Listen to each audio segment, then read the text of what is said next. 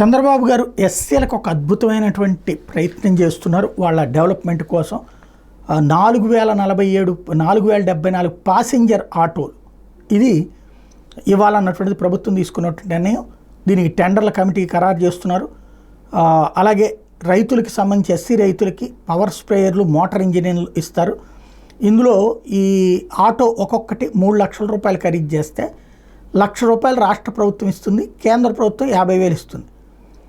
30,000 రూపాయలు ఎస్సీ అభ్యర్థి దగ్గర ఉంటే ఒక ఆటోకి కేంద్ర ప్రభుత్వం 50,000 ఫ్రీగా ఇస్తే, రాష్ట్ర ప్రభుత్వం ₹1,00,000 ఫ్రీగా ఇస్తే మిగతా డబ్బులు మాత్రమే కట్టాల్సి ఉంటుంది. ఇది ఉన్నతి పథకం కిందన వడ్డీ లేని రుణాలు కూడా ఇచ్చేటందుకు ఏర్పాట్లు చేస్తున్నారు.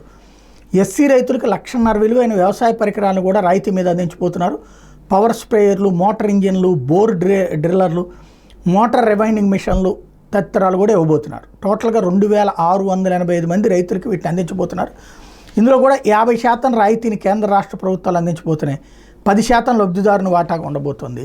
కేంద్ర ప్రభుత్వ పథకంలో రాష్ట్ర ప్రభుత్వ వాటాతో ఆ లబ్ధిదారులకు సంబంధించిన 10% వాటాతో దాదాపుగా ఒక 10,000 మంది ఎస్సీలకి ప్రయోజనం చేకూరబోతోంది ఆంధ్రప్రదేశ్లో.